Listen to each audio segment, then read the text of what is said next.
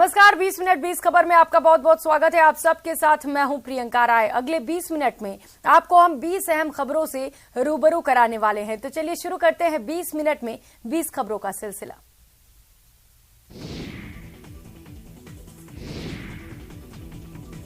राजधानी दिल्ली के India gate के पास प्राइवेट सुरक्षा गार्ड और वेंडर्स में जमकर भिड़ंत हो गई। इस मारपीट में 5 प्राइवेट गार्ड्स घायल हो गए। इस झड़प का वीडियो सोशल मीडिया पर वायरल हो रहा है। घटना मंगलवार की बताई जा रही है। जानकारी के मुताबिक शाहजहां रोड के चिल्ड्रन पार्क में खाने पीने के सामान बेचने को लेकर ये झड़प हुई। पुलिस के मुताबिक इंडिया गेट का इलाका नो वेंडिंग जोन है। यहाँ पर खाने पीने की चीजें बेचने की अनुमति नहीं है। इसी कारण सुरक्षा कर्मियों ने वेंडर्स को वहां सामान बेचने से मना कर दिया। जब सुरक्षा कर्मियों ने उनसे इंडिया गेट के इलाके को खाली करने को कहा तो कुछ वेंडर्स इस मुद्दे पर नाराज हो गए। कुछ विक्रेताओं ने गार्डों पर लाठियां बरसानी शुरू कर दी। पुलिस ने मामले में केस दर्ज कर लिया है और मामले की जांच शुरू कर दी गई है।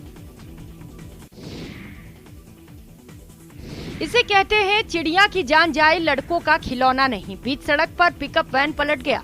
पिकअप वैन में लदे अमरूद सड़क पर बिखर गए, जिससे अमरूद वालों को लाखों का नुकसान हो गया। लेकिन लोगों की तो पौ बारह हो गई। लोग घरों से निकले मदद करने नहीं बल्कि अमरूद लूटने, और अमरूद लूट का खेल रात भर चलता रहा।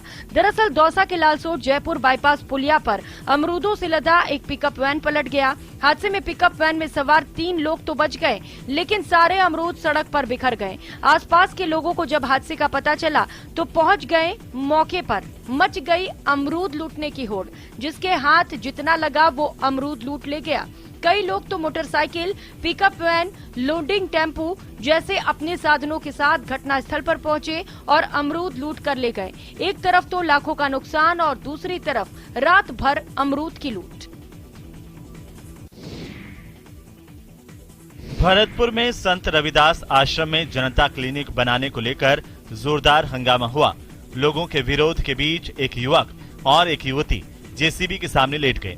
दरअसल शहर के मथुरा गेट थाना इलाके के वी नारायण दरवाजा स्थित संत रविदास आश्रम में तोड़फोड़ कर जनता क्लिनिक बनाया जा रहा है। और इसी सिलसिले में पुलिस की मौजूदगी में जब नगर निगम ने कार्रवाई शुरू की तो स्थानीय लोग इसके विरोध में उतर आए।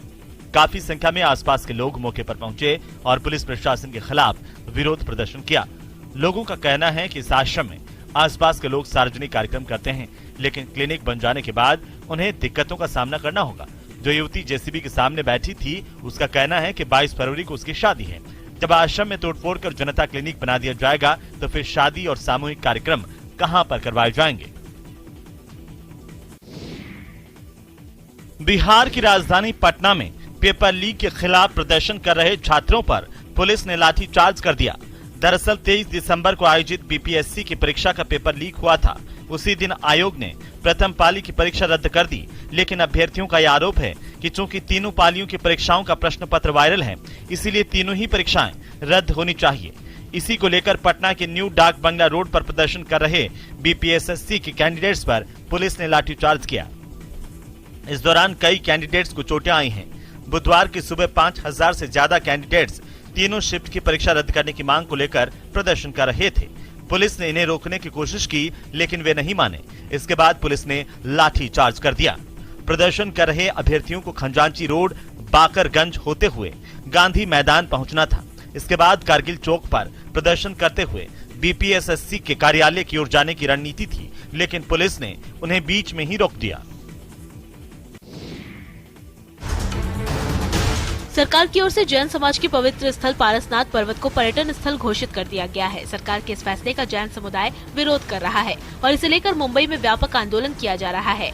इस प्रदर्शन में 1 लाख से अधिक लोग शामिल हुए। आजाद मैदान में जुटकर जैन समाज के लोग केंद्र और राज्य सरकार के फैसले का विरोध करते नजर आए। जैन समाज के लोगों को आशंका है कि पर्यटक स्थल घोषित करने के बाद पवित्र स्थल में मांस मदिरा की बिक्री होगी, जिससे जैन समुदाय की आस्था पर चोट पहुंच सकती है। इसी के विरोध में जैन समाज की ओर से झारखंड से लेकर गुजरात, दिल्ली और मुंबई तक मौन प्रदर्शन किया गया। जैन समाज के श्वेतांबर, दिगंबर, तेरापंथी एवं स्थान कवासी चारों समुदायों के हजारों लोगों ने इस रैली में भाग लिया और जमकर नारेबाजी की। दरअसल 2 अगस्त 2019 को झारखंड सरकार द्वारा की गई सिफारिश के बाद केंद्रीय वन मंत्रालय ने पारसनाथ के एक हिस्से को वन्य जीव अभयारण्य और पर्यावरण संवेदनशील क्षेत्र के रूप में अधिसूचित किया है। जैन समाज का कहना है कि क्षेत्र में इको टूरिज्म और अन्य गैर धार्मिक गतिविधियों की अनुमति देना गलत है।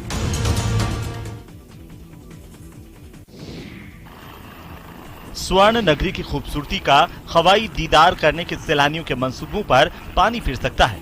दरअसल जैसलमेर के सम इलाके में हाल ही में आरटीडीसी की ओर से शुरू की गई हेलीकॉप्टर जॉय राइड बंद कर दी गई है। वन विभाग के नोटिस के बाद आरटीडीसी ने इस राइड को बंद कर दिया है। सम इलाके के डीएनपी एरिया के ऊपर से उड़ान भरती हेलीकॉप्टर से वन्य जीवों पर मंडराते खतरे को देखते हुए गोडावण कंजर्वेशन सोसाइटी ने वन विभाग को खत लिखकर इस राइड को डेजर्ट नेशनल पार्क के इको सेंसिटिव जोन से बाहर संचालित करने की मांग की है। सोसाइटी का यह कहना है कि एक तरफ डेजर्ट नेशनल पार्क में राज्य पक्षी गोडावण और अन्य वन्य जीवों का संरक्षण हो रहा है, वहीं दूसरी तरफ हेलीकॉप्टर के शोर से परेशान होकर गोडावण अपना आश्रय स्थल छोड़ रहे हैं।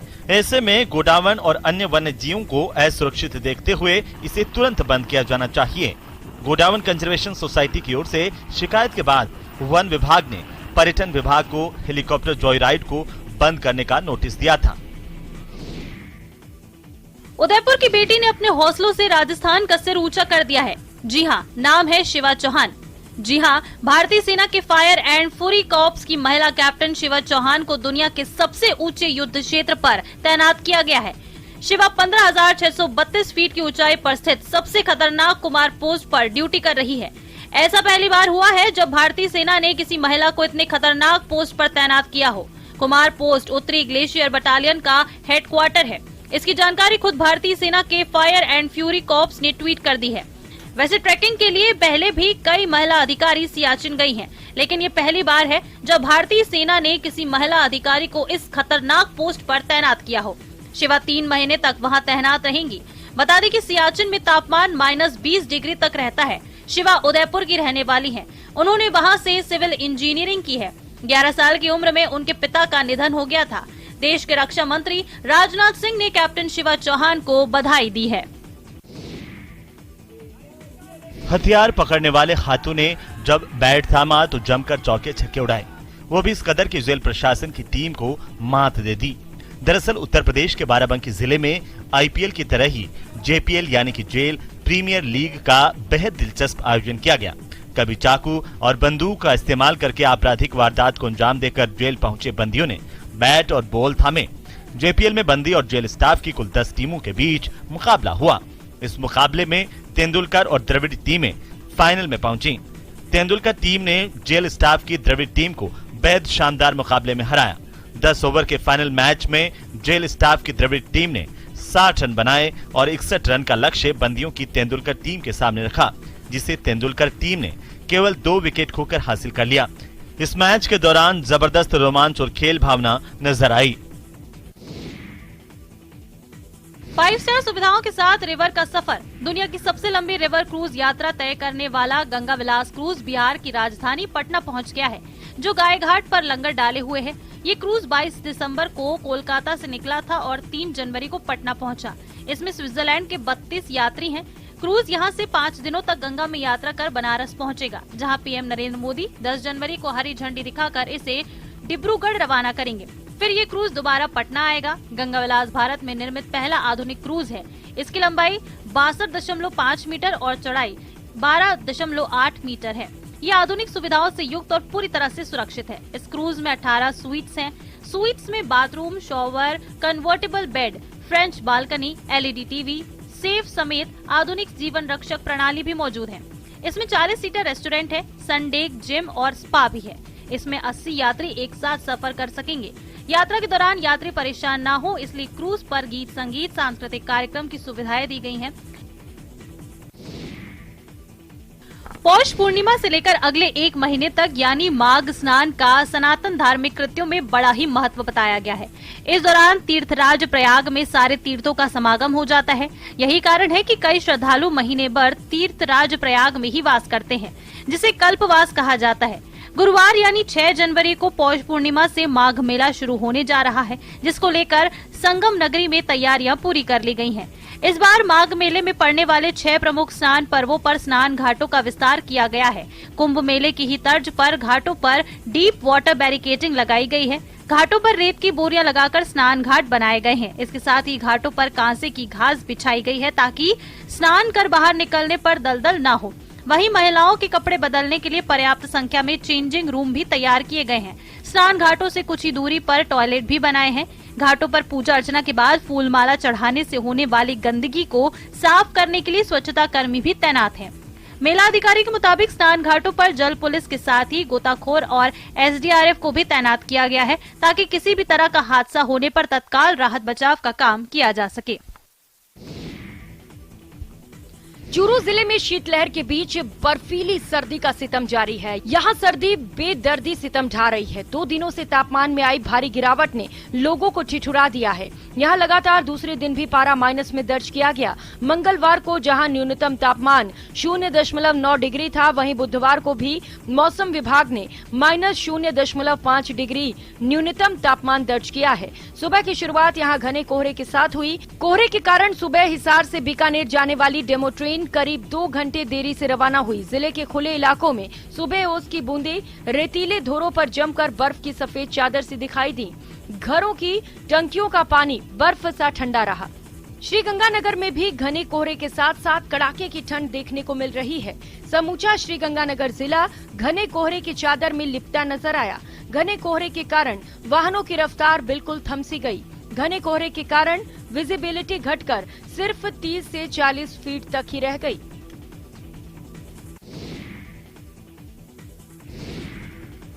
पूरे राजस्थान में कड़ाके की ठंड का दौर लगातार जारी है और तापमान में लगातार गिरावट देखने को मिल रही है। बीकानेर, जयपुर, भरतपुर और कोटा संभाग के कई इलाकों में सुबह घना कोहरा देखने को मिला। झुंझुनू में भी सर्दी का सितम जारी है। सर्द हवाओं ने ठिठुरन बढ़ा दी है। वहीं सुबह घना कोहरा छाया रहा। कोहरे की वजह से वाहन चालकों को दिक्कतों का सामना करना पड़ रहा है। दिन में ही वाहन चालक हेडलाइट जलाकर रास्ता तय करते नजर आए। झुंझुनू में बुधवार सुबह का तापमान 2.7 डिग्री सेल्सियस दर्ज किया गया। वहीं मौसम विभाग ने ऑरेंज अलर्ट जारी करते हुए शीतलहर चलने की चेतावनी दी है। राजस्थान में इन दिनों कड़ाके की ठंड का दौर जारी है। दौसा जिले में भी ठंड का डबल अटैक देखने को मिल रहा है। कोहरे के चलते जनजीवन बुरी तरह से प्रभावित है। कोहरे का रेल और सड़क यातायात पर भी प्रभाव पड़ रहा है। हालत ये है कि कई इलाकों में सुबह 10 बजे तक घना कोहरा छाया रहा। विजिबिलिटी कम होने से वाहन चालकों को भारी असुविधाओं का सामना करना पड़ा। राजधानी जयपुर सहित पूरे प्रदेश में मौसम का डबल अटैक देखने को मिल रहा है। एक तरफ सर्द हवाओं के कारण शीतलहर का दौर जारी है, तो दूसरी तरफ घने कोहरे के कारण विजिबिलिटी काफी कम हो गई है। राजधानी जयपुर में भी गलन वाली सर्दी का दौर चल रहा है। वहीं शहरी और ग्रामीण इलाकों में कोहरे की घनी चादर देखने को मिल रही है। आगरा रोड इलाके में कोहरे के कारण विजिबिलिटी काफी कम रही। सुबह सुबह 50 मीटर से भी कम विजिबिलिटी से जूझना पड़ा। वहीं मंगलवार को बाकी दिनों के मुकाबले राजधानी का तापमान और गिर गया और पारा 4 डिग्री के आसपास दर्ज किया गया। जयपुर के कोटपुतली, शाहपुरा, रेनवाल, जोबनेर समेत सभी ग्रामीण इलाकों में भी कड़ाके की ठंड से जनजीवन प्रभावित नजर आ रहा है। जोबनेर में 4, रेनवाल में 3 डिग्री तापमान दर्ज किया गया। ठंडी हवाएं लोगों की कपकपी छुड़ा रही हैं। खेतों और गाड़ियों पर बर्फ की परत भी जम गई। वहीं ठंड से बचाव के लिए लोग अलाव का सहारा लेते नजर आए।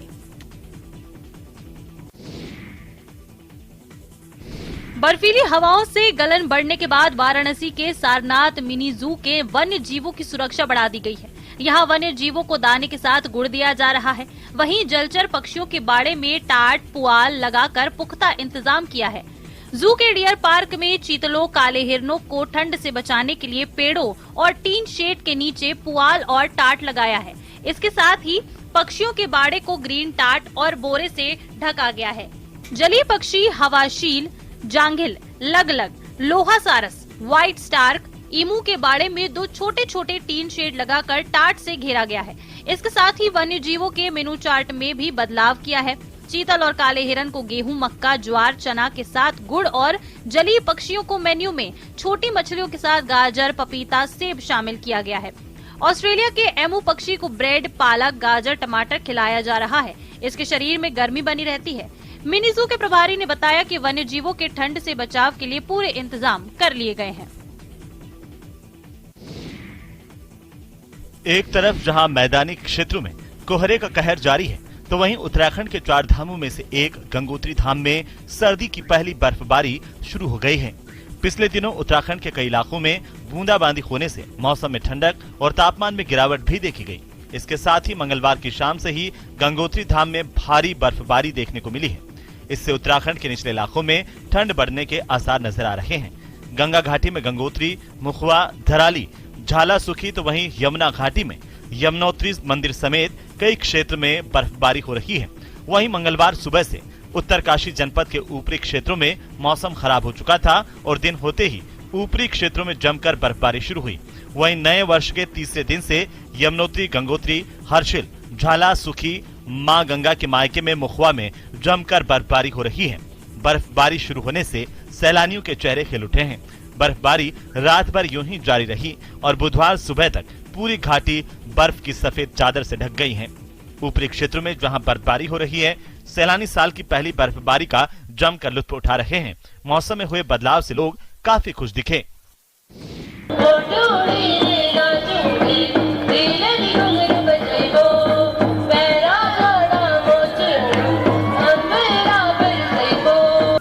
सर्दियों का मौसम सैलानियों के लिए मस्ती की बहार लेकर आता है। बहारों की ऐसी ही फुहार बरस रही है हिमाचल प्रदेश की पर्यटन नगरी मनाली में, जहां इन दिनों विंटर कार्निवल की धूम है। कार्निवल के दूसरे दिन में मनु रंगशाला में अलग अलग प्रदेशों की सांस्कृतिक छटाएं देखने को मिली हैं। प्रतिभागियों ने एक से बढ़कर एक प्रस्तुतियों से सैलानियों का मन मोह लिया। पंजाब, जम्मू के कलाकारों ने अपनी जबरदस्त प्रस्तुति दी।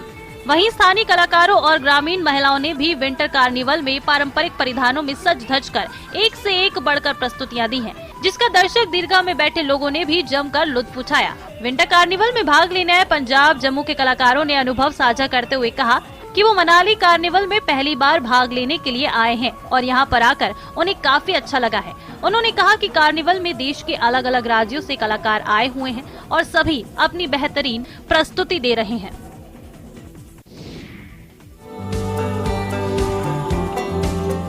खान पान के मामले में समृद्ध बिहार में यूं तो कई मशहूर व्यंजनों के नाम आते हैं, लेकिन ठंड के समय यहाँ सबसे ज्यादा पिट्ठा को पसंद किया जाता है। पूस का महीना और उस पर पिट्ठा का स्वाद लोगों को खूब लुभाता है। यह मगध का लजीज व्यंजन है, जिसे जाड़े के पूस के माह में भी खाया जाता है। मगही क्षेत्र के लोगों का प्रिय और पौष्टिक व्यंजन है। या यूं कहे कि लोग इसके स्वाद के लिए क्रेजी हैं। इसे धान के पहले फसल से प्राप्त चावल के आटे से ही इसे बनाया जाता है, जिसमें एक अलग ही मिठास होती है। पिट्ठा कई प्रकार के बनाए जाते हैं। लोग अपनी पसंद के अनुसार इसे अलग अलग तरीके से बनाते हैं, लेकिन ज्यादातर लोग खोआ, गुड़, बादाम और तीसी तिल का पिट्ठा पसंद करते हैं। इसकी तासीर भी गर्म होती है, जो ठंड में रोग प्रतिरोधक क्षमता को भी बढ़ाता है। जाड़े में यह शरीर को गर्मी देता है और साथ ही काफी हेल्दी होता है। लोग पूस के महीने में इसे खूब बनाकर खाते हैं और दूसरों को भी खिलाते हैं।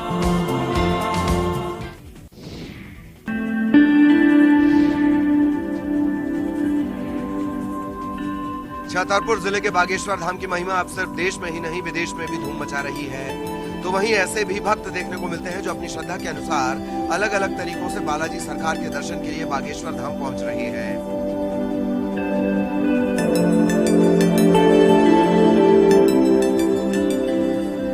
ऐसी एक तस्वीर को देखकर आप हैरान हो जाएंगे। ये भक्त लगभग 800 किलोमीटर दूर उत्तर प्रदेश के संभल जिले से बागेश्वर धाम पहुंचा है। इस भक्त की खास बात यह है कि इसका बिछौना कीलों का है और कीलों के बिछौने पर लेटते हुए दंड भरते हुए बागेश्वर धाम के स्वागत द्वार से बागेश्वर धाम तक 7 किलोमीटर का सफर कीलों पर तय कर बालाजी सरकार के चरणों में अपनी अर्जी देने के लिए ये पहुंचा है। ये भक्त उत्तर प्रदेश के संभल जिले के हीरापुर गाँव का रहने वाला सोमपाल सिंह है। इसका कहना है कि मेरे मन में श्रद्धा है, दिल में मनोकामना है वो पूरी हो जाए, इसीलिए कीलों पर लेटकर जा रहा हूँ। पिछले 6-7 महीनों से बागेश्वर धाम से जुड़ा हूँ। इससे पहले भी सोमपाल 4 बार धाम आ चुका है।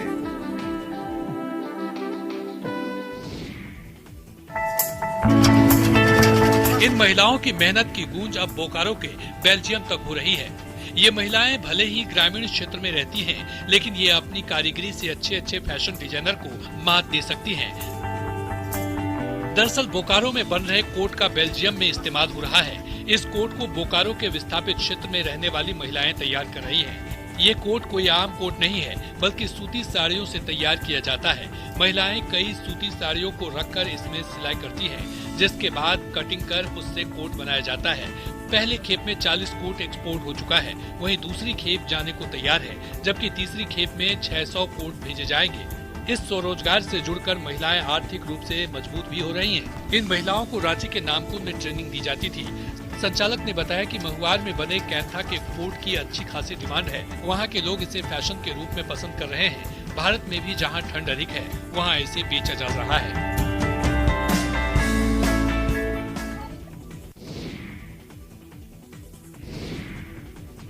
प्रयागराज का कालिंदी तट युगों से अपनी पहचान को संजोए हुए है। 100 साल से अधिक पुराना पुल सिर्फ नदी के दो छोर नहीं मिलाता, बल्कि दौड़ती भागती जिंदगी को शीतल एहसास से भर देता है। करीब 1 किलोमीटर का ये पुल खत्म होते ही चारों तरफ सुगंधित बयार से मन मस्तिष्क प्रफुल्लित हो उठता है। गेंदा और गुलाब के फूल बरबस ही ध्यान खींच लेते हैं। सड़क की दोनों पटरियों पर माला फूल के ढेर। नजरों को थोड़ा और दौड़ाएं तो क्यारियों में भी सुगंधित खेती नजर आती है। उनके आसपास कुछ बच्चे, महिलाएं और बुजुर्ग भी फूल चुनते हुए दिखाई देते हैं। इनके चेहरे पर तनाव नहीं, मस्त मलंगियत नजर आती है। यहाँ निराशा के बादल नहीं, उम्मीदों की डोर है। यमुना पार में कुछ वर्षों पहले तक बड़े पैमाने पर धान और गेहूं की फसल होती थी, लेकिन बदलाव की बयार अब बहार में तब्दील हो चुकी है। अब जिधर नजर दौड़ाइए फूल ही फूल नजर आते हैं। बात 2017 के पहले की करे तो चंद किसान ही फूलों की खेती करते थे, लेकिन अब इनकी संख्या हजारों में पहुंच गई है। सरकारी आंकड़ों के मुताबिक करीब 4,500 हेक्टेयर में फूलों की खेती हो रही है।